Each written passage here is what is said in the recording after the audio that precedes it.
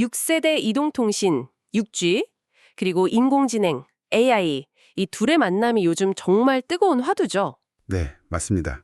관심이 아주 뜨겁죠. 그런데 그 AI 칩 분야의 뭐랄까 최강자라고 할 수 있는 엔비디아가 이 통신 시장에 도전장을 내밀었다는 소식 혹시 들어보셨나요? 아, 네, 들어봤습니다. 엔비디아의 AI 랜 전략 말씀이시죠? 네, 맞습니다.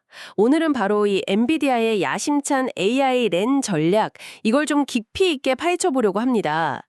저희가 입수한 여러 분석 자료들을 보니까요, 엔비디아가 이 6G 시대를 어떻게 보고 있는지, 또 AI랑 랜, 그러니까 무선 접속 네트워크를 어떻게 합치려고 하는지 그 그림이 좀 보이더라고요. 그렇죠. 그게 단순히 기술 소개 수준이 아니라 그 전략의 핵심 목표랄까, 통신 시장 전체에 미칠 파장까지 좀 봐야 하는데요. 맞아요. 그래서 오늘 그 이야기를 좀 나눠보려고 합니다. 네, 좋습니다. 엔비디아의 접근 방식은 그 기존의 통신 강자들하고는 확실히 좀 달라요. 어떻게 다른가요? 단순히 기술 경쟁을 넘어서 통신 산업의 어떤 구조 자체를 좀 바꾸려는 그런 시도로 보이거든요. 그래서 오늘 이 전략의 핵심이 뭔지, 또 이게 어떤 의미가 있는지, 앞으로 어떤 변화를 가져올 수 있을지, 이런 부분들이 좀 집중적으로 살펴보면 좋을 것 같습니다. 좋습니다. 엔비디아의 비전부터 시작해서 기술적인 내용, 또 경쟁 환경은 어떤지, 그리고 이 모든 게 결국 우리 청취자 여러분들께 어떤 의미가 있는지 명확하게 이해하실 수 있도록 저희가 안내해 드리겠습니다. 그럼 바로 본론으로 들어가 볼까요? 왜 엔비디아가 이 AI 랜에 주목하는 걸까요? 그 배경부터 좀 짚어주시죠. 네, 우선 그 6G가 왜 AI 네이티브라고 불리는지부터 이해해야 하는데요. AI 네이티브. 5G랑은 그럼 뭐가 다른 건가요? 근본적으로요? 가장 큰 차이는요. 6G는 설계 단계부터 AI를 그냥 핵심 요소로 놓고 시작한다는 점이에요. 설계부터요? 네. 앞으로 에이전틱 AI니 정말 실감나는 AR, VR 아니면 완전 자율주행 같은 서비스들이 있잖아요. 이런 것들은 기존 오지망으로는 사실 감당하기 어려운 엄청난 양의 데이터와 연산 능력을 필요로 하거든요. 데이터와 연산량, 그게 문제군요. 그렇죠. 그래서 6G는 단순히 속도만 빠른 게 아니라 네트워크 자체가 분산된 어떤 지능, 센싱 능력, 컴퓨팅 능력을 갖춘 하나의 플랫폼이 되어야 한다는 겁니다. 무게중심이 연결해서 컴퓨팅으로 확 넘어가는 거죠. 연결해서 컴퓨팅으로. 흥미로운 변화네요. 그런데 더 흥미로운 점은요. 국제표준화기구인 3GPP가 6G에서도 5G의 무선 기술, 그러니까 인터페이스를 상당 부분 다시 쓰기로 했다는 거예요. 그래요? 그럼 혁신은 어디서 오는 거죠? 바로 그 지점인데요. 이 결정 때문에 하드웨어 자체의 혁신보다는 소프트웨어 그리고 AI 역량이 6G 혁신을 이끌게 된 거죠. 그리고 바로 이 점이 AI와 컴퓨팅에 정말 압도적인 강점을 가진 엔비디아에게는 엄청난 기회가 된 셈입니다. 그렇군요. 엔비디아 하면 사실 저도 그렇고 많은 분들이 게임용 그래픽카드 회사 이미지가 아직 강한데요. 네, 맞아요. GPU 회사였죠. 근데 어느새 AI 시대에 절대 강자가 됐고 이제는 통신 시장까지 넘보고 있다는 거잖아요. 이 변화 과정이 좀 궁금한데요. 어떻게 이렇게까지 된 거죠? 맞습니다. GPU, 그래픽 처리 장치 부품 회사로 시작했죠. 근데 이제는 데이터 센터 전체를 아우르는 그런 솔루션을 제공하는 풀스택 컴퓨팅 기업으로 완전히 변모했습니다. 풀스택 컴퓨팅 기업이요? 네, 호퍼나 블랙웨이 같은 정말 혁신적인 칩들을 내놨고 또 개발자들이 AI 모델을 쉽게 만들 수 있게 돕는 쿠다라는 아주 강력한 소프트웨어 생태계를 구축했거든요. 이걸로 AI 시장을 완전히 장악했죠. 쿠다 생태계가 정말 강력하죠. 그렇죠. 통신시장 진출은 이런 데이터 센터에서의 성공 전략을 네트워크의 가장자리, 그러니까 엣지로 확장하는 아주 자연스러운 과정이라고 볼 수 있습니다. 엔비디아는 랜, 즉 무선 접속 네트워크를 자신들의 GPU 가속 컴퓨팅 기술이 적용될 다음 핵심 영역, 넥스트 프론티어로 보고 있는 겁니다. 네트워크 인프라 전체를 하나의 거대한 분산 AI 컴퓨터처럼 만들려는 그런 큰 그림을 그리고 있는 거죠. 네트워크 전체를 하나의 분산 AI 컴퓨터로 만든다. 정말 야심찬데요. 그렇다면 엔비디아는 통신사들에게 구체적으로 어떤 가치를 제안하는 걸까요? 그 AI RN 얼라이언스가 내세우는 세 가지 핵심 기둥이 있다고 들었는데요. 네, 크게 세 가지로 요약할 수 있습니다. 첫 번째는 AI for RAN. AI for RAN. 네, AI를 활용해서 랜 자체의 성능을 높이는 겁니다. 예를 들면 주파수 효율이나 에너지 효율 같은 것들이요. 랜 성능 개선이군요. 그렇죠. 두 번째는 AI and RAN.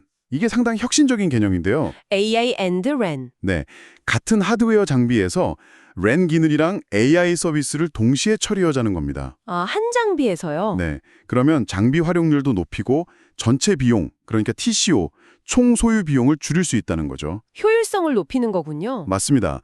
그리고 세 번째가 AI on RAN입니다. 이건 랜 인프라를 기반으로 해서 새로운 AI 서비스를 제공하자는 거예요. 통신사가 단순히 망 사용료만 받는 게 아니라 이걸로 새로운 수익을 만들자는 거죠. 기지국이 일종의 엣지 AI 센터 역할을 하게 되는 셈입니다. 기지국이 AI 센터가 된다. 흥미롭네요. 네, 이 세 가지는 통신사들이 오랫동안 고민해왔던 문제들, 예를 들면 수익은 정체되어 있는데 운용 비용은 높고 장비 활용률은 낮고 이런 문제들에 대한 아주 직접적인 해법을 제시하는 겁니다. 그렇군요. 그래서 엔비디아는 단순히 성능 좋은 장비를 팔아서 경쟁하려는 게 아니라 통신 사업의 어떤 경제 모델 자체를 바꾸려는 그야말로 파괴적 혁신을 시도하고 있는 겁니다. 랜을 소프트웨어로 정의되고 GPU로 가속되는 컴퓨팅 문제로 완전히 재정의하는 게 핵심이에요. 컴퓨팅 문제로 재정의한다. 네. 기존 통신 장비 시장은 보통 특정 회사의 하드웨어랑 소프트웨어가 꽉 묶여있는 좀 폐쇄적인 구조였잖아요. 네, 그랬죠. 근데 엔비디아는 하드웨어랑 소프트웨어를 분리하는 개방형 플랫폼 모델, 이걸 통신 시장에도 도입하려는 겁니다. 자신들은 강력한 컴퓨팅 엔진, 즉 칩이랑 개발 도구를 제공하고 다른 파트너들이 그 위에서 다양한 랜 소프트웨어나 AI 서비스를 만들도록 하는 거죠. 아, 생태계를 만들려는 거군요. 그렇죠. 컴퓨팅 부분을 표준화하면서 엔비디아 플랫폼을 중심으로 생태계를 구축하려는 전략인데 이게 마치 데이터 센터 AI 시장을 장악했던 방식을 통신 시장에서 그대로 재현하려는 시도로 볼 수 있습니다. 그런데 아까 육지가 소프트웨어 중심으로 간다는 점이 엔비디아에게 오히려 불리할 수도 있다는 지적도 해주셨잖아요. 하드웨어 교체 없이 그냥 소프트웨어 업그레이드만 하는 선택지도 있지 않을까요? 아, 정확하게 보셨습니다. 그게 양날의 검이죠. 양날의 검이다. 네.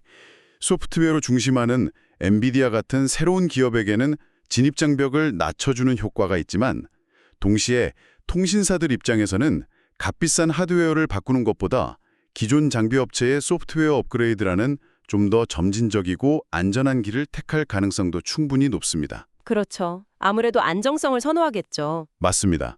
따라서 엔비디아의 성공은 단순히 기술적으로 뛰어나다는 걸 넘어서 이 하드웨어를 교체할 만큼 정말 확실한 비용 절감 효과와 성능 향상을 실제로 증명해내야만 가능할 겁니다. 통신사들을 설득할 만한 강력한 경제적 근거가 반드시 필요한 거죠. 확실한 경제적 근거 제시가 관건이겠군요. 알겠습니다. 그럼 이제 엔비디아 AI란 전략의 핵심 두뇌 역할을 하는 소프트웨어 플랫폼 AI 에리얼에 대해서 좀 더 자세히 알아보겠습니다. 이게 단순히 랜 소프트웨어가 아니라고 하던데요. 맞습니다. AI 에리얼은 그 단순한 통신 처리 소프트웨어가 아니에요. 훨씬 더 큰 개념입니다. AI 기반의 무선 네트워크를 구축하고 운영하는 데 필요한 거의 모든 과정을 지원하는 아주 포괄적인 개발 도구 상자라고 생각하시면 이해하기 쉬울 것 같아요. 개발 도구 상자요? 네. 네트워크 설계하고 시뮬레이션하는 것부터 시작해서 AI 모델 훈련하고 실제 망에 적용하고 관리하는 것까지 전 과정을 다 아우릅니다. 이게 단순히 제품을 파는 걸 넘어서 엔비디아 기술을 중심으로 개발자, 연구자, 통신사 모두를 끌어들여라는 거대한 생태계를 만들겠다는 전략적인 의도가 아주 명확하게 보입니다. 생태계 구축 의지가 강하군요. 구체적으로 어떤 구성 요소들이 그 개발 도구 상자 안에 들어있는 건가요? 몇 가지 핵심적인 요소들을 좀 짚어보면요. 먼저 Aerial CUDA Accelerated LAN, 이걸 줄여서 CBB라고 부르는데요. AI 랜 스택의 심장부라고 할 수 있습니다. 5G나 6G 통신에서 가장 계산이 복잡한 부분이 L1 물리계층 처리인데 이걸 엔비디아 GPU로 엄청나게 빠르게 처리해주는 라이브러리입니다. 아, L1 처리를 GPU로. 그렇죠. 여기서 핵심은 모든 계산을 GPU 내부 메모리 안에서 다 끝내버리는 인라인 가속 방식이에요. 데이터가 CPU랑 가속기 사이를 왔다 갔다 하면서 생기는 지연 시간이나 병목 현상 이런 걸 근본적으로 없애서 처리 속도랑 효율을 극대화하는 거죠. 인라인 가속. 효율적이겠네요. 네. 다음으로는 Aerial AI Radio 프레임워크가 있습니다. 이건 아까 말씀드린 랜을 위한 AI를 실제로 구현하는 도구인데요. 랜을 위한 AI 구현 도구? 네, 파이토치나 텐서플로우 같은 표준 AI 개발 도구들 있잖아요. 그거랑 호환되는 라이브러리를 제공해서 AI 개발자들이 아주 익숙한 환경에서 무선 신호 처리, 예를 들면 채널 추정이나 빔포밍 같은 걸 위한 AI 모델을 쉽게 만들 수 있도록 지원합니다. 그리고 외부 앱이 실시간으로 렌 동작을 제어할 수 있는 API 같은 것도 제공해서 네트워크를 훨씬 더 유연하게 만들 수 있게 해주죠. 개발자 친화적이네요. 그렇습니다. 그리고 엔비디아 시오나라는 것도 있는데요. 이건 육지 연구자들을 위한 오픈소스 라이브러리입니다. 시오나, 오픈소스요. 네, GPU 가속을 지원하는 통신 시뮬레이션 도구를 그냥 무료로 제공하는 거예요. 이걸 통해서 차세대 통신 기술 연구 초기 단계부터 엔비디아 GPU 환경에 익숙해지도록 유도하려는 어떻게 보면 좀 장기적인 생태계 투자라고 볼 수 있습니다. 장기적인 포석이군요. 마지막으로 정말 주목해야 할 것이 에어리얼 옴니버스 디지털 트윈, 줄여서 AODT입니다. AODT, 디지털 트윈이면 네, 맞아요. 이건 엔비디아의 그 독보적인 그래픽 및 시뮬레이션 기술, 옴니버스를 활용한 건데요.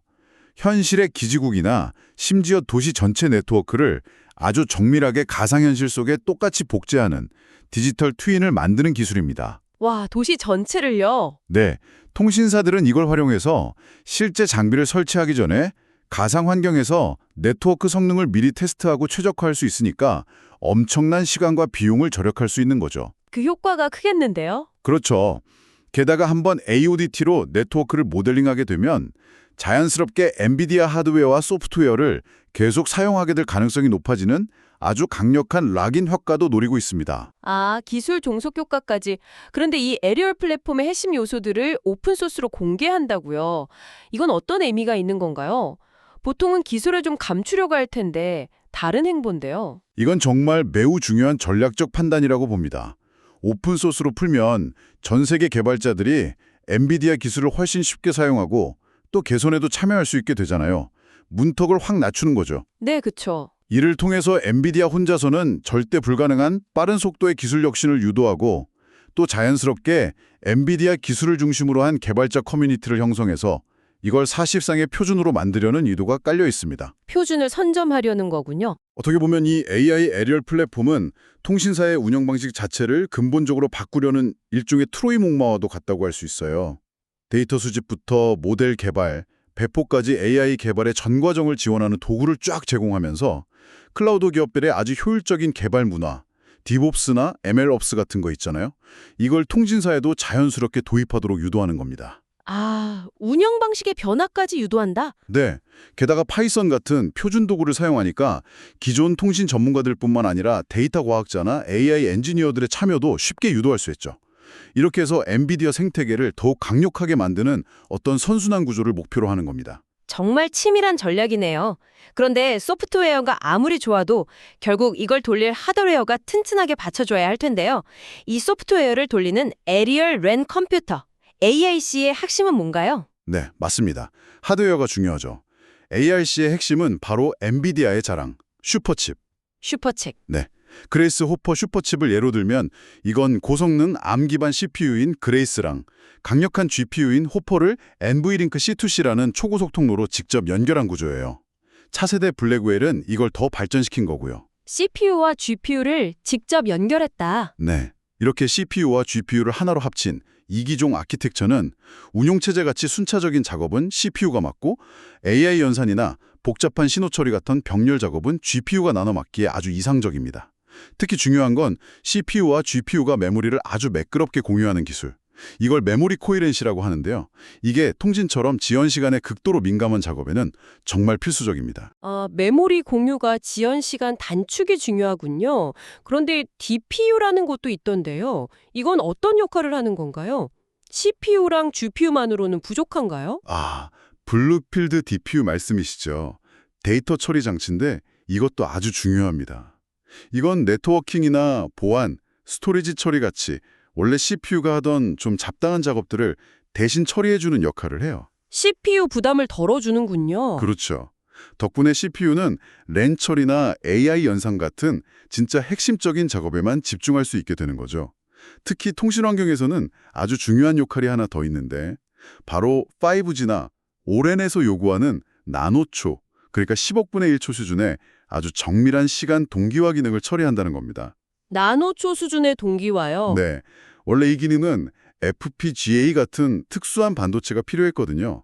그런데 DPU가 이걸 통합해서 처리해 주니까 시스템이 훨씬 단순해지고 비용도 절감되는 효과가 있습니다. 또한 사용자 데이터를 빠르게 처리하는 기능 DUPF라고 하는데 이것도 하드웨어 수준에서 가속해서 초저지연 통신을 가능하게 만들어주죠. 와, DPU 역할이 생각보다 훨씬 크네요. 그럼 ARC도 용도에 따라서 종류가 나뉘는군요. 그리고 MGX라는 건 뭔가요? 설계도 같은 거라고 하던데요? 네, 맞습니다. 네트워크 환경에 따라서 고성능 구축용인 ARC 프로, 저전력 분산 환경에 맞는 ARC 컴팩트, 또 모듈용으로 확장할 수 있는 ARC1 같은 여러 종류가 있고요. 그리고 MGX는 일종의 서버 표준 설계도라고 보시면 딱 맞습니다. 서버 표준 설계도. 네, 엔비디아가 이 설계도를 제공하면 델이나 슈퍼마이크로 같은 서버 제조 파트너사들이 이걸 활용해서 엔비디아 칩을 기반으로 하는 다양한 통신용 서버를 아주 빠르고 효율적으로 만들 수 있도록 지원하는 겁니다. 일종의 레퍼런스 아키텍처죠. 아, 파트너사들이 쉽게 서버를 만들 수 있도록 돕는 거군요. 그렇죠. 정리해보면 엔비디아는 CPU, 그레이스, GPU, 호퍼 블랙웰, DPU, 블루필드 이 세 가지를 하나의 통합된 플랫폼으로 묶어서 제공하는 겁니다. 이건 인텔 CPU에다가 별도의 가속카드를 추가하는 기존의 가상화 랜, VRAM 방식에 대한 아주 정면 도전이라고 할 수 있어요. 기존 VRAM 방식에 대한 도전이다. 네, 특히 GPU가 직접 통신 신호 처리, 즉 L1을 담당하는 인라인 가속 방식은 기존의 루커사이드 모델보다 근본적으로 훨씬 효율적이고요. 아까 말씀드린 초고속 NVLink C2C 연결이 이걸 가능하게 하는 핵심 기술이죠. 그리고 MGX 설계도는 서버 하드웨어 자체를 표준화시켜서 에릭슨 같은 기존 강자들이 자체 하드웨어로 확보했던 우위를 약화시키고 결국 엔비디아 칩을 핵심 부품으로 만들려는 전략입니다. 하드웨어 표준화 전략이군요. 네, 여러 회사가 서버를 만들면서 경쟁하는 개방형 시장을 만들면서도 결국 모든 시스템이 엔비디아 칩을 중심으로 돌아가게 만들어서 힘의 균형을 자신들에게 유리하게 가져오려는 아주 영리한 접근이라고 할 수 있습니다. 와, 설명만 들어도 정말 강력해 보이는데요. 그래서 실제 성능은 어느 정도 수준인가요? 정말 기존 방식보다 훨씬 뛰어난가요? 여기서부터 정말 흥미로워지는데요. 네, 엔비디아와 그 파트너사들이 발표하는 수치들을 보면 확실히 인상적입니다.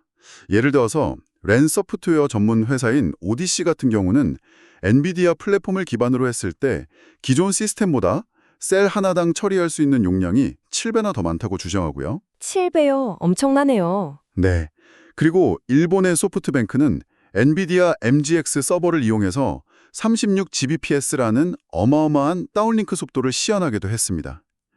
엔비디아 자체적으로는 그레이스 호퍼 슈퍼칩이랑 블루필드 대시 3 DPU 조합으로 서버 한 대당 최대 72Gbps까지 지원할 수 있을 것으로 예상하고 있고요. 72Gbps. 상상하기 힘든 속도네요. 그렇죠.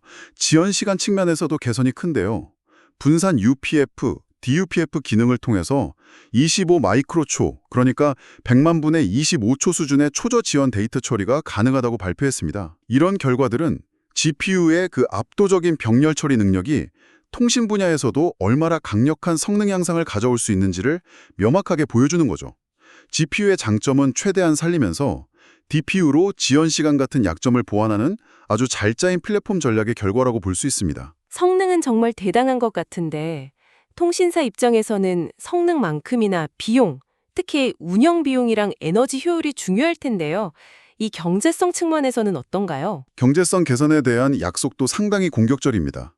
에너지 효율을 먼저 보면 아까 언급된 오디시는 3.5배, 소프트뱅크는 2.5배 더 효율적이라고 주장하고 있고요.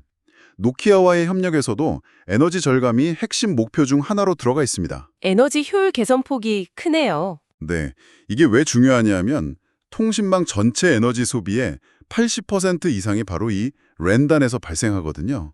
그래서 이 부분의 효율을 개선하는 건 운영 비용, 오펙스 절감에 정말 직결되는 문제입니다.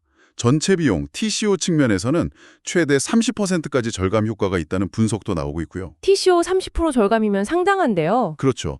그런데 여기서 특히 주목할 만한 개념이 동적 워크로드 할당이라는 겁니다. 동적 워크로드 할당이요? 네, 네트워크 트래픽량에 따라서 GPU 자원을 통신 처리했을지 아니면 AI 작업했을지를 아주 유연하게 배분하는 건데요. 이렇게 하면 장비가 그냥 쉬고 있는 시간을 최소화해서 자원 활용률을 2배에서 3배까지 높일 수 있다는 게 엔비디아의 주장입니다. 아, 유효 자원을 활용하는 거군요. 맞습니다. 예를 들면 사용량이 적은 야간 시간대에는 기지국에 있는 GPU를 엣지 AI 서버로 활용해서 임대 수익 같은 추가 수익을 낼 수도 있다는 거죠. 와, 그건 정말 새로운 발상인데요. 그렇죠. 이건 렌트 투자를 단순히 비용 지출로만 보는 게 아니라 수익을 창출할 수 있는 자산으로 바라보는 완전히 새로운 관점입니다. GPU 기반 솔루션의 초기 투자 비용이 좀 높을 수 있다는 우려가 있을 수 있는데 이걸 장기적인 TCO 절감 효과와 이런 새로운 수익 창출 가능성으로 충분히 상쇄할 수 있다는 게 엔비디아의 핵심 논리입니다. 초기 비용 부담을 상쇄할 논리가 있군요. 알겠습니다. 그럼 성능 향상 외에 이 AI 렌이 기에 가능한 뭔가 새로운 기능이나 서비스 같은 것도 있을까요? 네, 물론입니다. 6G 시대에 기대되는 핵심 기능들이 몇 가지 있는데요. 대표적으로 통합 센싱 및 통신, ISAC라고 부르는 기술을 들 수 있습니다. ISAC, 센싱과 통신을 통합한다? 네, 부제앨런이나 마이터 같은 곳에서 개발 중인데 카메라 영상 정보랑 무선 주파수 신호 데이터를 함께 사용해서 주변 환경을 훨씬 더 정확하게 인지하는 기술이에요. 예를 들면 카메라에는 보이지 않는 장애물 뒤의 물체도 레이더처럼 무선 신호로 감지하고 추적할 수 있게 되는 거죠. 와, 그건 정말 유용하겠는데요. 공공안전이나 스마트 팩토리 같은 데서요. 맞습니다. 활용 분야가 무궁무진하죠. 또 다른 예로는 AI 기반 스펙트럼 관리 기술이 있습니다. 이것도 마이터에서 개발한 건데 AI가 실시간으로 주파수 사용 현황을 분석하고 최적화해서 만약 간섭이 발생해도 해당 주파수 대역 전체를 막아버리는 게 아니라 문제가 되는 아주 특정 부분만 정밀하게 제어하는 거예요. 이렇게 해서 주파수 효율을 수십 배까지 높일 수 있다고 합니다. 주파수 효율을 수십 배나 높인다. 대단하네요. 그렇다면 통신사들이 단순히 망 연결 서비스만 제공하는 게 아니라 이 인프라 위에서 완전히 새로운 수익 모델을 만들 수도 있겠군요. 바로 그 점이 엔비디아가 통신사들에게 제시하는 가장 매력적인 비전 중 하나라고 할 수 있습니다. 렌 인프라를 활용해서 네트워크 엣지에서 다양한 AI 서비스를 직접 제공하거나 호스팅하는 일종의 수익 창출 플랫폼으로 만들 수 있다는 거죠. 수익 창출 플랫폼. 구체적으로 어떤 서비스가 가능할까요? 예를 들면 정말 다양한데요. 스마트 팩토리의 로봇이나 자율주행차를 초저지연으로 원격 제어하는 서비스, 물류창고나 농장에서 컴퓨터 비전 기술로 불량품을 검사하거나 작황을 분석하는 서비스, 아니면 요즘 많이 쓰는 생성형 AI 기반의 비서 서비스 같은 것도 엣지에서 제공할 수 있고요. 또 실감나는 AR, VR 콘텐츠 스트리밍이나 원격 로봇 수술 지원, 산업용 디지털 트윈 시뮬레이션 같은 고사양 서비스들도 가능해집니다. 정말 다양한 서비스가 가능해지는군요. 그럼 이런 거대한 비전을 현실로 만들기 위해서 엔비디아는 구체적으로 어떻게 움직이고 있나요? 그 AI 윈이라는 협력체가 인상적이던데요. 네, 그 AI 윈 이니셔티브는 엔비디아의 전략을 실제로 구현하고 검증하는 아주 중요한 발판이었습니다. 미국 최초의 6G용 AI 네이티브 무선 스택을 만들겠다는 목표로 엔비디아가 주도하고 T-모바일 같은 통신사, 시스코 같은 코어망 업체, 오딜시 같은 렌 소프트웨어 회사, 그리고 부제앨런이나 마이터 같은 응용 서비스 기업들까지 각 분야의 핵심 기업들이 다 참여했죠. 핵심 플레이어들이 다 모였네요? 네.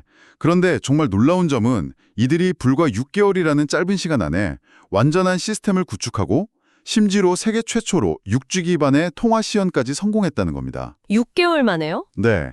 이건 엔비디아의 AI 에리얼 플랫폼 기반 솔루션이 그냥 이론적인 구상에 그치는 게 아니라 실제로 구현 가능하다는 것을 보여준 아주 중요한 성과였습니다. 실행력을 보여준 거군요. 그리고 통신 장비 시장의 거인 중 하나인 노키아와의 대규모 파트너십도 정말 큰 뉴스였잖아요. 이건 어떤 의미로 해석해야 할까요? 이건 정말 시장 판도를 뒤흔들 수도 있는 매우 중요한 협력이라고 봐야 합니다. 엔비디아가 노키아에 10억 달러를 투자한다는 건 이게 단순한 기술 제휴를 넘어선 아주 깊은 전략적 동맹 관계를 맺었다는 걸 의미하거든요. 10억 달러 투자 규모가 엄청나네요. 프로 플랫폼을 탑재해서 AI 렌 솔루션을 공동으로 개발하고 판매할 계획입니다.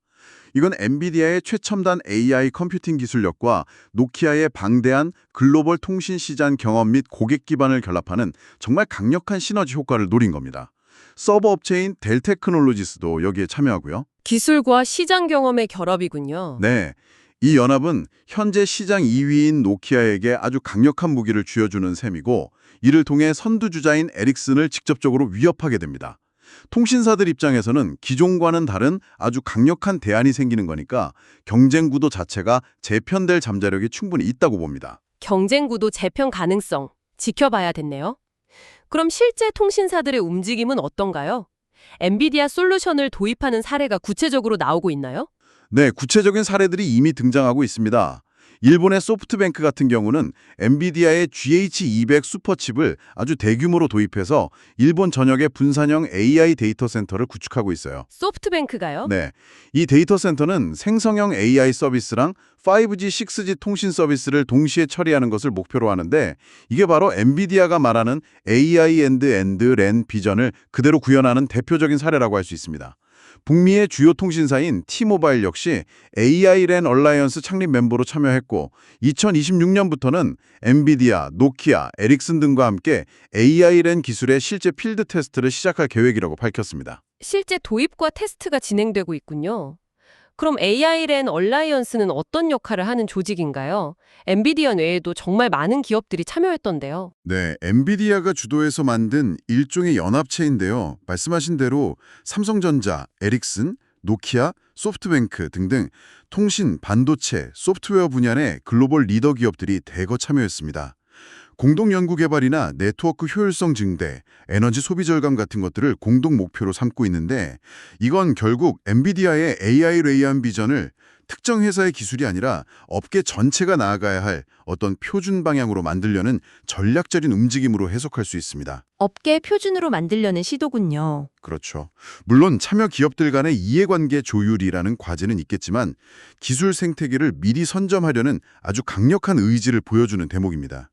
종합적으로 보면 엔비디아는 노키아 같은 거대 기업과의 파트너십이라는 탑다운 방식, AI 레이안 얼라이언스를 통한 업계 표준화 시도라는 수평적 접근, 그리고 에리얼 플랫폼의 오픈소스 전략이라는 바텀업 방식을 모두 결합한 아주 다층적인 생태계 전략으로 시장을 공략하고 있습니다. 이건 경쟁사들이 단기간에 따라잡기 어려운 상당히 강력한 포석이라고 평가할 수 있습니다. 정말 다각적인 전략이네요. 물론 엔비디아만 이 시장을 노리는 건 아닐 텐데요. 다른 경쟁사들, 예를 들어 인텔이나 퀄러엄, 그리고 기존의 강자인 에릭슨 같은 회사들은 어떻게 대응하고 있습니까? 그리고 이 경쟁 구도가 결국 우리에게 의미하는 바는 무엇일까요? 네, 당연히 다른 경쟁사들도 가만히 있지는 않죠. 각자의 강점을 살려서 다른 전략들을 펼치고 있습니다.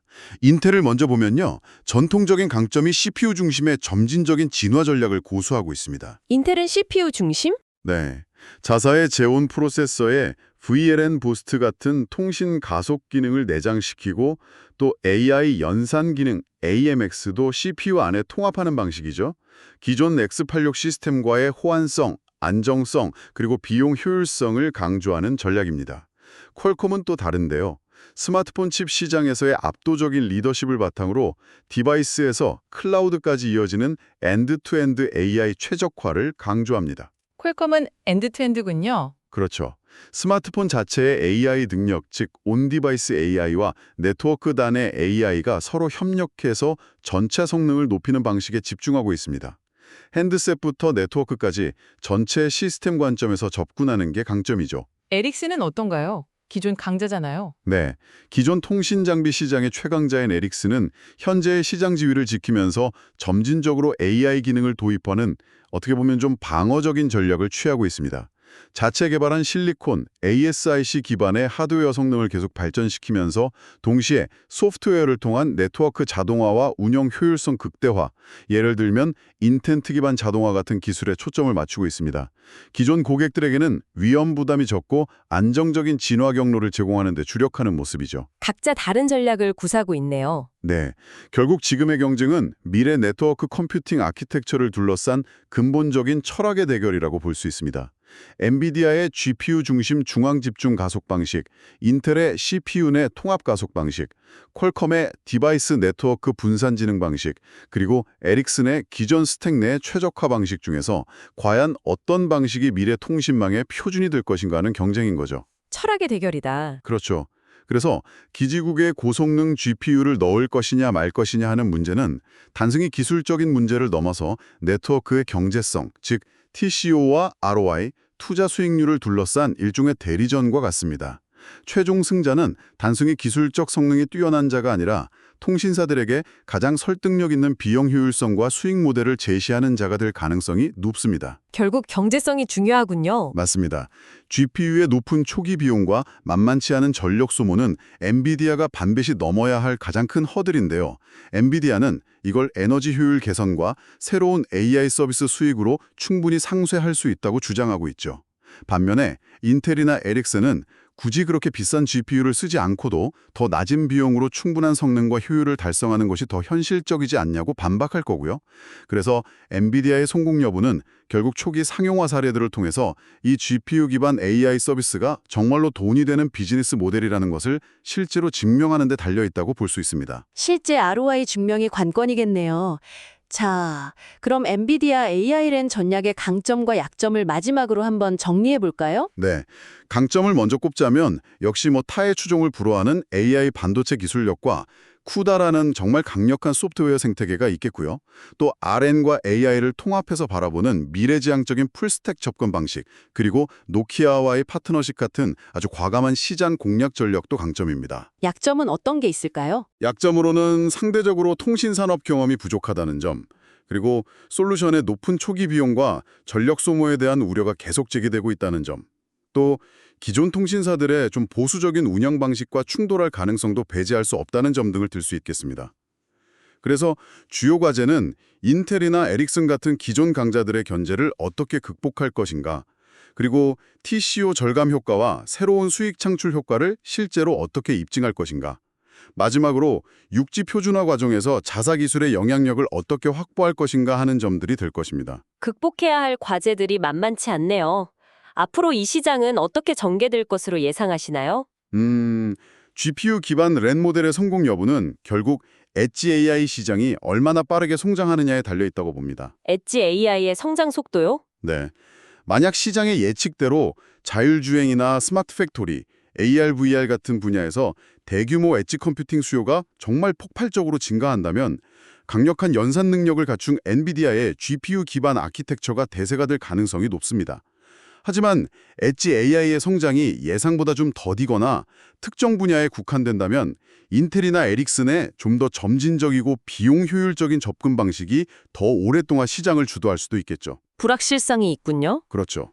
따라서 통신사들 입장에서는 좀 신중하게 파일럿 프로젝트를 통해서 직접 검증해봐야 할 것이고, 기존 장비 업체들은 엔비디아와 경쟁할지 아니면 협력할지 어려운 전략적 선택을 해야 할 겁니다. 투자자들 역시 이 거대한 잠재력과 현실적인 실행 위험 사이에서 신중한 판단이 필요하고요. 특히 아까 말씀드린 엔비디아 노키아 연합의 실제 성과가 향후 시장의 방향을 가늠할 아주 중요한 바로미터가 될 것으로 보입니다. 엔비디아가 육지 시대를 겨냥해서 던진 AI란이라는 승부수에 대해 정말 깊이 있게 파헤쳐 봤습니다. GPU라는 강력한 무기를 앞세워서 통신 네트워크를 단순한 연결망에서 지능형 컴퓨팅 플랫폼으로 바꾸려는 정말 야심찬 도전인데요. 네, 그렇습니다. 이 전략이 만약 성공한다면 단순히 기술의 진보를 넘어서 통신 산업의 구조와 비즈니스 모델 자체를 근본적으로 바꿀 수 있는 엄청난 파괴력을 지니고 있다고 생각합니다. 물론 그 과정에서 넘어야 할 기술적, 경제적 장벽과 시장의 저항도 만만치 않겠지만요. 오늘 저희가 나눈 이야기가 육지와 AI가 만들어갈 이 미래 통신 환경의 복잡하고 또 흥미로운 변화를 이해하시는데 조금이나마 도움이 되었기를 바랍니다. 앞으로 이 거대한 기술 패권 경쟁이 어떻게 펼쳐질지 계속해서 주목해 볼 필요가 있겠습니다. 여기서 오늘 논의를 마무리하겠습니다.